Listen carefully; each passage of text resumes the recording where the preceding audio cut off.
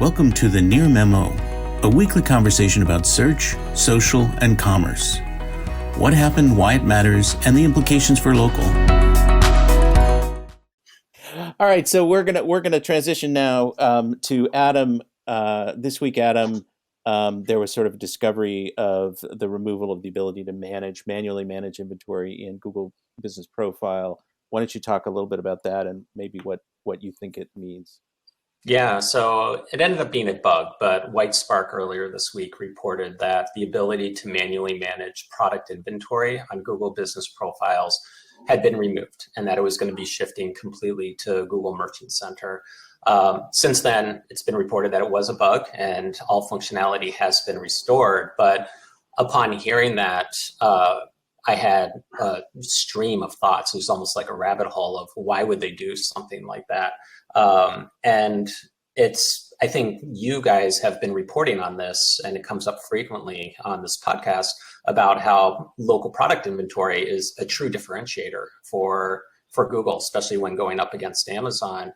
And my first suspicion was if they're removing the ability to manually manage products, maybe it's a quality issue. Maybe they want to be more confident on the inventory that's actually there, and so want to have direct partnerships with POS systems and work directly through there or inventory feeds through Google Merchant Center, somewhat similar to how they typically will work exclusively with third-party vendors for Reserve with Google, as opposed to directly with individual scheduling tools that companies might build for their own purposes.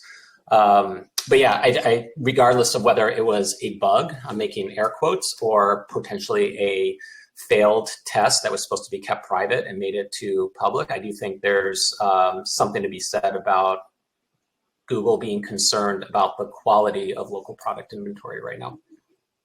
They are. So there's several things that are happening with display there, right? And I would perceive that product inventory, products as pushed through the business profile, whatever the frick they call it these days. You can call it Google My Business. Yeah, so products pushed through that versus their real need, which is real-time product inventory. In other words, their need is satisfied by real-time product inventory. That satisfies their ad needs. It satisfies local product or local pack delivery on product searches, whereas the way the product is currently structured in Google My Business, for the most part, and product feeds also feed into into the profile with a greater degree of accuracy. So whereas the product feature, adding one or two products, is a very static view of a business and not particularly helpful to anybody other than as marketing. So that's one side of it. So I don't know if they're going to get rid of that. They did recently sort of get rid of the the welcome offer that you used to get and the follow that business, which never really worked, where you could follow a business and their offer would appear on your post.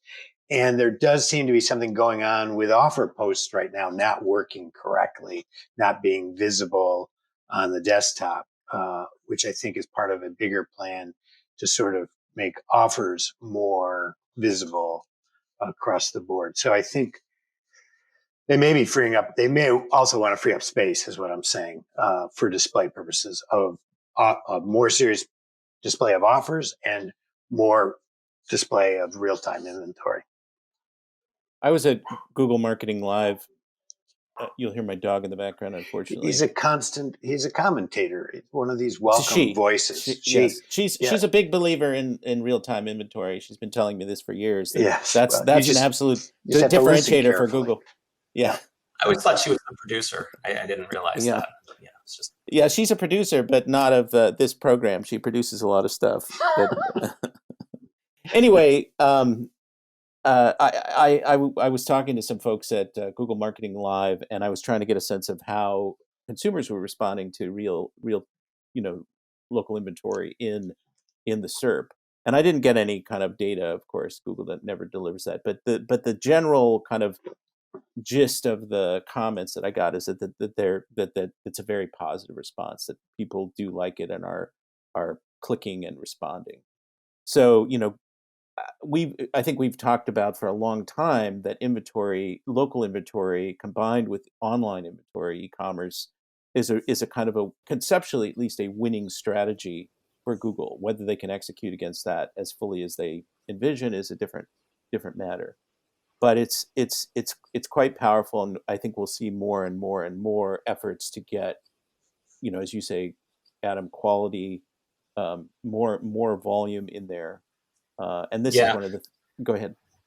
I was going to say, when I think about choices that Google makes when updating features and search results and so on, more often than not, like they're going to do things that are in best interest of the shareholders, but not at the expense of them potentially losing searchers to Bing or DuckDuckGo or something along those lines. And when I was thinking about this, I was wondering if you're going to put local product inventory and have local product inventory influence the order that Google business profiles are being returned or organic results are being returned, they probably are going to want to have a high degree of confidence that if you do a search for a specific,